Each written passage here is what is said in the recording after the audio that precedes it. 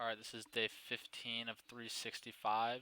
We have two hands to look at. One is a middle position versus big blind hand. The other is under the gun versus big blind. Both these hands we were in the big blinds, and we're just gonna review our play and compare it to PIO and see if our decisions were good or bad, basically. So we're gonna start off with this one here is a King 7-6 Rainbow. We already have it loaded up. So this guy is in middle position, raises to 3 bigs. We call from the big blind with 6-8 of diamonds.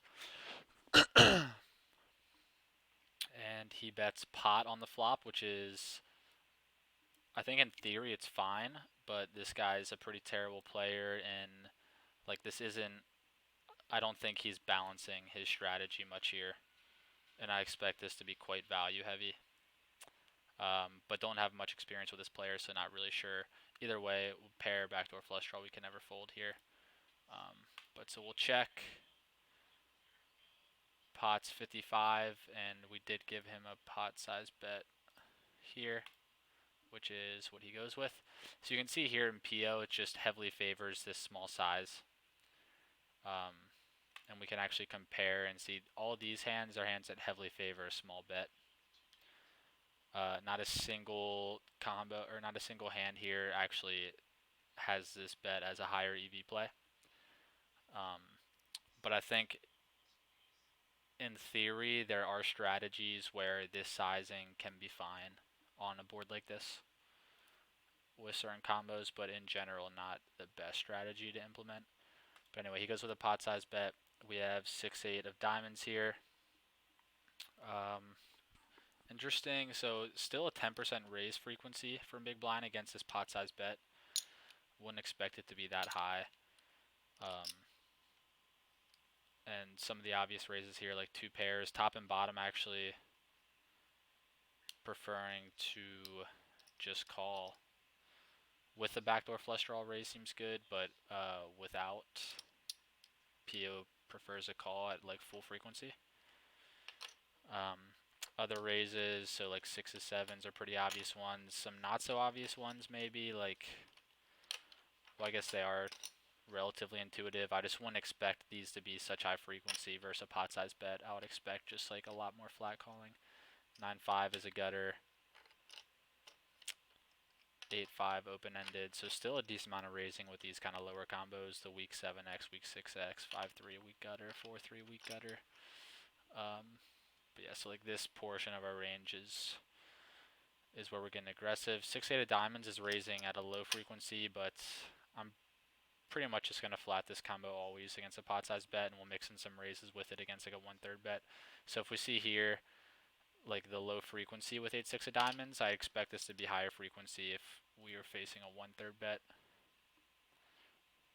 And if we look here, so slightly higher frequency, but still just a majority call, which is pretty much how I'll play this combo every time. And wait for the Spotify thing to go away. Is this recording? Yeah, okay. So pot size bet, we call. The turn is a 4 of hearts.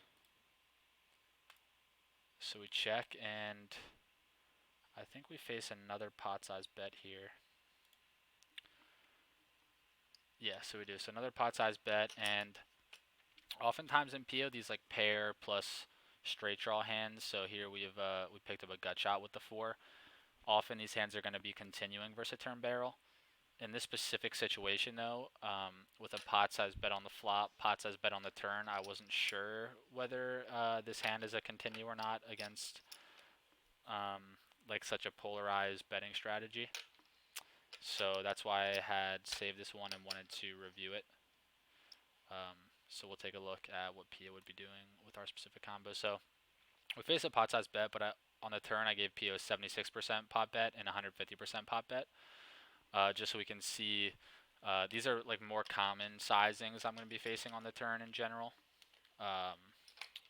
76 specifically, like this isn't really a board where in position should be overbetting too much. like only 2.2 combos here. Over betting, and it's just like a lot of small frequency. Like King 7 and King 6 are fine. But this 4 just brings so many 2 pairs and straights for the big blind. It's generally not a good idea to overbet on this flop. Or sorry, on the when this turn card hits. So we'll see versus a 2/3 pot bet, or this is actually 76% bet, what our hand is doing. So okay, PO does like a call. So not really doing much folding here against 76. I assume we'd start folding this a bit more versus a pot size bet, and we'll see versus an overbet what we'd be doing with this hand. Yeah, so versus an overbet, it's a pure fold. First 76% pot, it is a pure call. So it's like super borderline hand here. And so it seems like versus a pot size bet, it's like a slightly minus EV call. Just here with a 76% pot bet, it's just barely a plus EV call. And then versus a slightly bigger bet, it's going to make this 0 or probably negative EV. So a bit of a mistake on my part to make this call. Although it did work out for us on the river as we hit another 6. And weird thing was villain bet like less than half pot here, which is just like it makes absolutely no sense really to me, unless he expects me to be calling down twice with like a lot of 6x, which really most of my 6x is folding here, except for my combos that either are 2 pair on the turn or pick up a straight draw like this combo did. But villain's value should be like if he goes pot flop pot turn, I would expect his, I mean for bluffs and value really, he should be, you know, matching that aggression. Like going pot on flop, pot on turn, then like less than half pot river is just not, the line doesn't really make sense. It's like he should be either just checking back in my opinion river or continuing with the pot aggression and just be shoving. And so is it 6 of diamond, or no, sorry, 6 of spades I think they hit the river? Yeah. So 6 of spades hits the river when we call. And I'm guessing PO this only has, okay, so it actually does have some sizings. So this is either 76% pot or shove.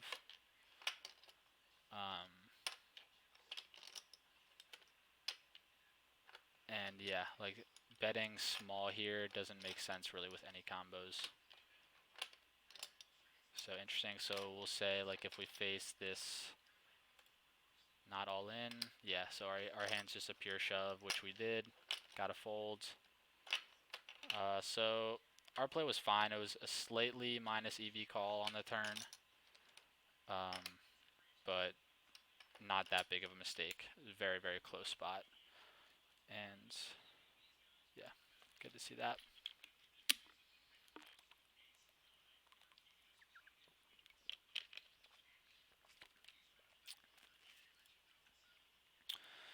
And last hand we're going to look at here.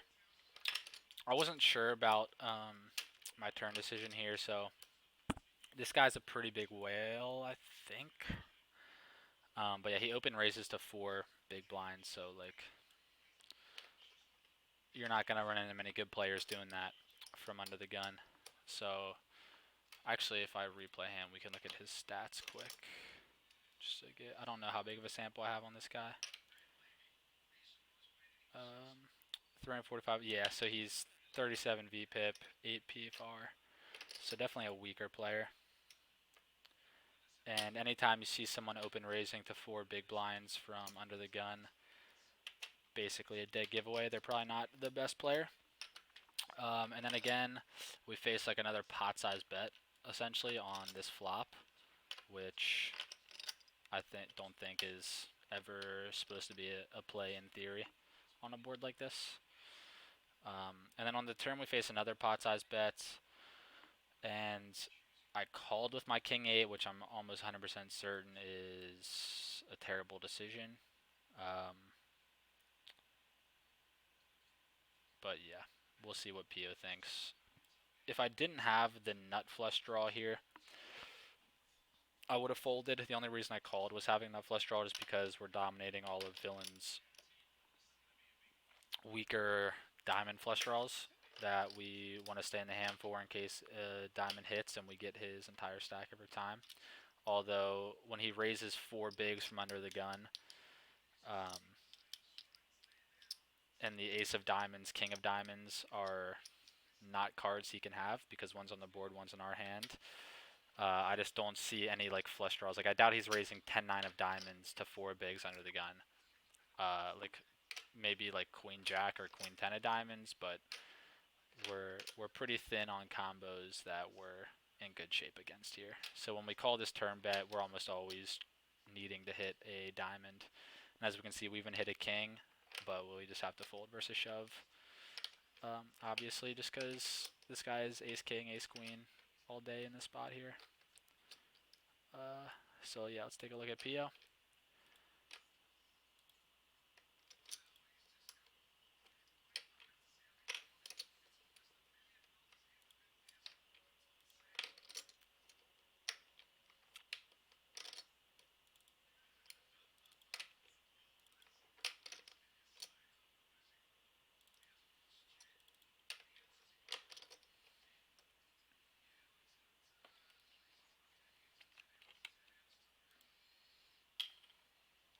Alright, so we check.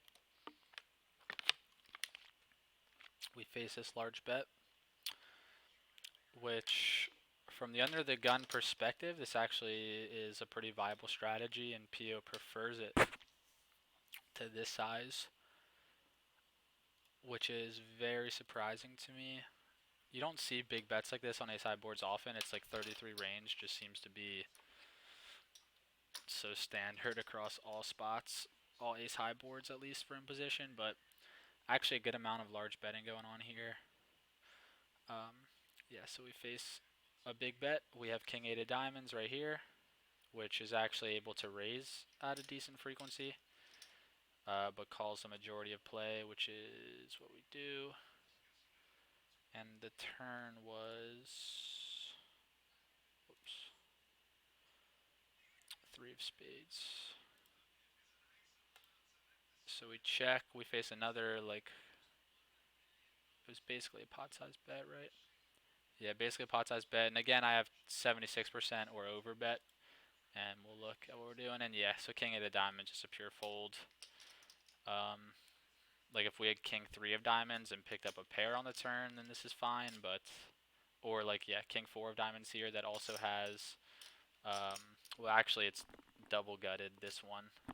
So some raising going on. But like if we have a flush draw plus gut shot or flush draw plus pair, we can continue. But our hand here is just a pure fold, and quite a big mistake calling with this one. So bad decision there, but good to run through these quick and review them. I'm gonna play a session, but might upload another video later today of me reviewing hands from the from my like session I'm about to play, just because of how short this video was. Yeah, just to get some more like solver work in today, but we'll see. If not today, I'll have another video up tomorrow, and thank you for checking this out.